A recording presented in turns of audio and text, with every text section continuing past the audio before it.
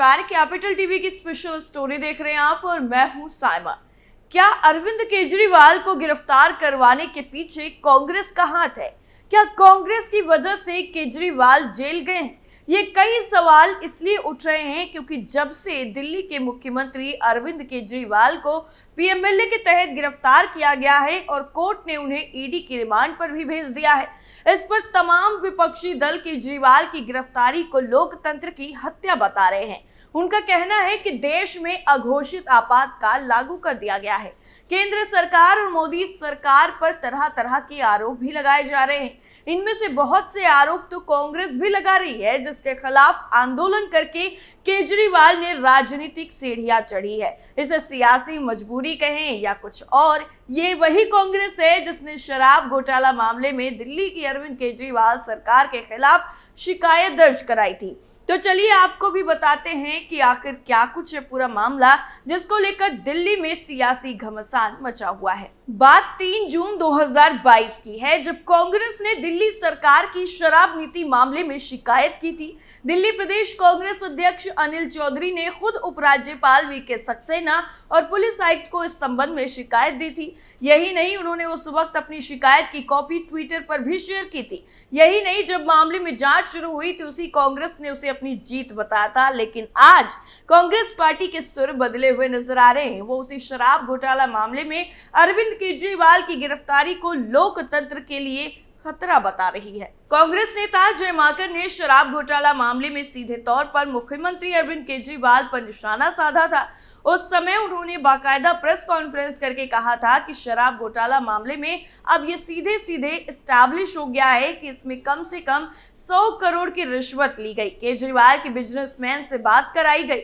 Businessman से बात कराने के बाद होलसेल डीलर्स के लिए कमीशन 5% से बढ़ाकर 12% कर दिया गया। उसमें शर्त ये रखी गई कि 6% वापस आम आदमी पार्टी और केजरीवाल को दिया जाए। उन्होंने ये भी बताया कि इस संबंध में मनी ट्रेल भी स्टैब्लिश हो गया है कि वो वही पैसा आम आदमी पार्टी ने गोवा के चुनाव में इस्तेमाल किया और कांग्रेस के खिलाफ किया। अजय माकन ने उस वक्त आरोप लगाया था कि केजरीवाल ने गोवा में कांग्रेस को हराने के लिए 100 करोड़ रुपए का स्कैम किया था।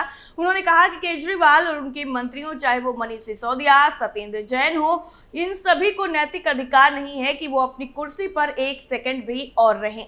कांग्रेस के राज्यसभा सदस्य अजय माकन हो या फिर पार्टी प्रवक्ता सुप्रिया श्रीनेत, पूर्व सांसद संदीप दीक्षित हो या फिर महिला कांग्रेस अध्यक्ष अलका लांबा, कुछ महीने पहले तक ये सभी केजरीवाल और आम आदमी पार्टी को शराब घोटाले के लिए खरी खरी सुना रहे थे। लेकिन आज कांग्रेस के तमाम नेता केजरीवाल की गिरफ्तारी को लोकतंत्र के लिए खतरा जरूर बता रहे हैं। संदीप दीक्षित तो कुछ दिन पहले ही केजरीवाल के जेल जाने की भविष्यवाणी कर चुके हैं। अजय माकन ने बाकायदा एलजी को चिट्ठी लिखकर बिजली सब्सिडी घोटाले की जांच की मांग की थी। लेकिन जब ईडी ने केजरीवाल को गिरफ्तार किया तो कांग्रेस प्रदेश अध्यक्ष अरविंदर सिंह लवली के साथ इनमें से कई नेता मुख्यमंत्री आवास पहुंचे और केजरीवाल को अपना समर्थन दिया। यही नहीं, वरिष्ठ कांग्रेस नेता और पूर्व अध्यक्ष राहुल गांधी ने भी ट्वीट करके केंद्र सरकार और पीएम मोदी पर हमला बोला। एक तरफ कुछ कांग्रेस नेता खुले तौर पर केजरीवाल और आम आदमी पार्टी के समर्थन में खड़े नजर आ रहे हैं, तो वहीं कुछ नेताओं ने बिल्कुल चुप्पी साध रखी है। इससे ये साफ तौर पर पता चलता है कि केजरीवाल के गिरफ्तार होने के बाद कांग्रेस भले ही उसके साथ दिख रही हो, लेकिन दिल में टीस अब भी बची हुई है। ये टीस उस वक्त की है जब केंद्र में कांग्रेस के नेतृत्व वाली यूपीए सरकार थी। उस समय केजरीवाल ने अन्ना के नेतृत्व में बड़ा आंदोलन करके कांग्रेस पर भ्रष्टाचार के गंभीर आरोप लगाए। उस वक्त केजरीवाल ने कांग्रेस को भ्रष्टाचार की गंगा करार दे दिया था, लेकिन राजनीतिक मजबूरियों के चलते दोनों एक ही गठबंधन इंडिया का हिस्सा हैं। इतना ही नहीं, एक तरफ तो कांग्रेस की उसके पुराने बयानों की वजह से फजीहत हो रही है, तो वहीं दूसरी तरफ केजरीवाल खुद ही अपनी फजीहत करवा रहे हैं। दरअसल आम आदमी पार्टी संयोजक अरविंद केजरीवाल का कहना है कि वो इस्तीफा नहीं देंगे और जेल से ही सरकार चलाएंगे। अरविंद केजरीवाल ने गिरफ्तारी के बाद इस्तीफा देने के सवाल पर कहा कि सीएम पद से इस्तीफा नहीं दूंगा, अगर करना पड़ा तो जेल से सरकार चलाऊंगा। भ्रष्टाचार मुक्त दिल्ली बनाने के वादे के साथ सत्ता में आई केजरीवाल की आम आदमी पार्टी की सरकार खुद भ्रष्टाचार और घोटाले के दलदल में धंसती चली गई। केजरीवाल सरकार घोटालों को छिपाने के लिए एक के बाद एक नए नए घोटाले करती गई। पार्टी के एक के बाद एक कई विधायक और मंत्री आरोपों में घिरने के बाद जेल भी गए। कई मंत्री अब भी जेल में ही हैं। लेकिन राजनीति में नैतिकता की बात करने वाले केजरीवाल खुद गिरफ्तार होने के बाद भी पद छोड़ने के लिए तैयार नहीं है। ऐसे में लोग उनके पुराने बयान को शेयर कर उन पर तंज कस रहे हैं। लोग कह रहे हैं कि भारतीय राजनीति में अब तक जिन पर भी आरोप लगे उन्होंने इस्तीफे दिए। यहाँ तक कि लालू प्रसाद यादव और हेमंत सोरेन जैसे नेताओं ने भी जेल जाने से पहले इस्तीफे दे दिए। लेकिन केजरीवाल जेल जाने के बाद भी इस्तीफा नहीं दे रहा है। अब तो आम आदमी पार्टी की सहयोगी पार्टी कांग्रेस के नेता भी केजरीवाल से नैतिकता के आधार पर इस्तीफा देने की मांग कर रहे हैं। महाराष्ट्र कांग्रेस के नेता संजय निरुपम ने तो यहां तक कह दिया है कि अरविंद केजरीवाल को इस्तीफा दे देना चाहिए। सोशल मीडिया प्लेटफॉर्म एक्स पर उन्होंने लिखा है कि केजरीवाल भारतीय राजनीति में नैतिकता की जो नई परिभाषा लिख रहे हैं, उसने मुझे ये पोस्ट लिखने के लिए मजबूर कर दिया।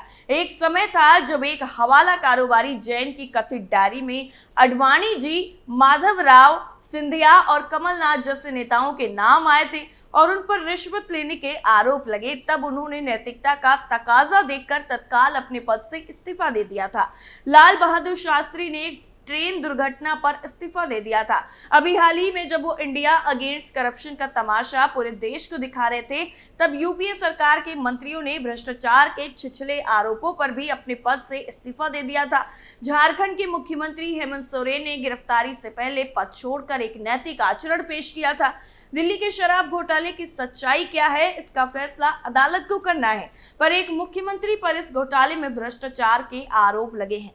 उनकी गिरफ्तारी हुई है, वो कस्टडी में है और मुख्यमंत्री के पद से अभी तक चिपके हुए हैं। ये कैसी नैतिकता है? उन्हें तत्काल अपने पद से इस्तीफा देना चाहिए। अन्ना हजारे के नेतृत्व में भ्रष्टाचार विरोधी आंदोलन से पैदा हुई आम आदमी पार्टी अब भ्रष्टाचार के आरोपों से इस कदर घिर चुकी है कि केजरीवाल को जवाब देते नहीं बन रहा है। बार बार सम्मन मिलने पर भी पेश न होने और दिल्ली हाईकोर्ट से राहत न मिलने पर आखिरकार ईडी ने उन्हें गिरफ्तार कर ही लिया। ईडी ने कट्टर ईमानदार होने का ढोल पीटने वाले केजरीवाल को शराब घोटाले का मुख्य साजिशकर्ता बताया है। ऐसे में गिरफ्तारी के बाद ईडी रिमांड पर भेजे जाने पर भी इस्तीफा ना देने पर केजरीवाल की चारों तरफ थू-थू हो रही है। लोग सोशल मीडिया पर तंज कस रहे हैं। केजरीवाल से पहले कई मुख्यमंत्रियों पर आरोप लग चुके हैं और उन्होंने मर्यादा का ख्याल रखते हुए समय से पहले अपने पद से इस्तीफा दे दिया। इसमें तमिलनाडु में मुख्यमंत्री रही जयललिता, बिहार में मुख्यमंत्री रहे लालू यादव और अभी हाल ही में गिरफ्तार किए गए झारखंड के मुख्यमंत्री रहे हेमंत सोरेन के नाम शामिल हैं। मध्य प्रदेश की मुख्यमंत्री रही उमा भारती ने तो कोर्ट के वारंट पर ही इस्तीफा दे दिया था। वहीं कर्नाटक के तत्कालीन मुख्यमंत्री येदियुरप्पा ने लोकायुक्त की रिपोर्ट पर इस्तीफा दे दिया था।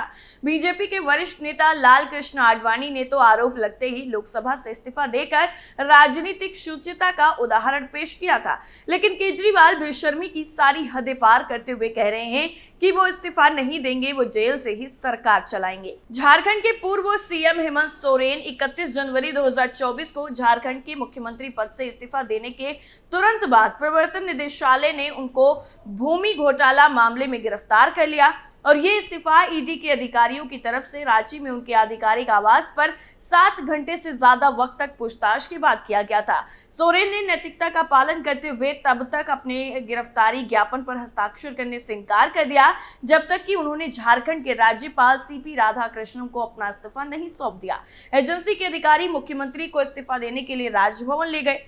भ्रष्टाचार के मामले में 1996 में जयललिता को गिरफ्तार किया गया। आय से अधिक संपत्ति के मामले में उन्हें 2014 में जेल की सजा हुई। सीएम पद पर रहते हुए दोषी करार दिए जाने वाली जयललिता देश की पहली मुख्यमंत्री थी। उन्हें इस मामले में 4 साल की सजा हुई। जेल जाने की वजह से तत्कालीन मुख्यमंत्री जयललिता को भी कुर्सी छोड़नी पड़ी थी। कोर्ट के फैसले के तुरंत बाद जयललिता ने वो पन्नीरसेल्वम को अपनी उत्तराधिकारी नियुक्त कर दिया। मई 1997 में चारा घोटाले के एक मामले में सीबीआई ने लालू यादव पर शिकंजा कसा था और उस वक्त लालू प्रसाद बिहार के मुख्यमंत्री थे। उनकी पार्टी केंद्र में भी सत्ता में थी, लेकिन सीबीआई ने चार्जशीट दाखिल कर दी। चार्जशीट दाखिल होने के बाद लालू यादव को गिरफ्तारी का डर सताने लगा। उन्होंने तुरंत अपने उत्तराधिकारी की तलाश शुरू कर दी और उस वक्त लालू के उत्तराधिकारी की रेस में रघुनाथ झा और अली अशरफ फातिमी का नाम रेस में सबसे आगे था। 1990 में रघुनाथ झा ने लालू को मुख्यमंत्री बनाने के लिए राम सुंदर दास का वोट काटा था। हालांकि दिल्ली के एक बड़े नेता की सलाह पर लालू यादव ने राबड़ी देवी को मुख्यमंत्री बना दिया। साल 2003 में दिग्विजय सिंह को सत्ता से बेदखल करने के बाद बीजेपी ने उमा भारती को मुख्यमंत्री बनाया। लेकिन कर्नाटक कोर्ट के एक वारंट ने उमा भारती की मुश्किलें बढ़ा दी थी। बीजेपी आलाकमान ने गिरफ्तारी से पहले उमा भारती को इस्तीफा देने का आदेश दिया। इसके बाद बाबूलाल गौर को मुख्यमंत्री बनाया गया। इन सब के बावजूद अरविंद केजरीवाल अपनी जिद पर अड़े हुए हैं। तो अब देखना ये होगा कि आगे क्या कुछ होता है। आपका क्या मानना है, कमेंट करके जरूर बताइए। फिलहाल के लिए इतना ही। बाकी खबरों के लिए आप जुड़े रहिए कैपिटल टीवी के साथ। नमस्कार।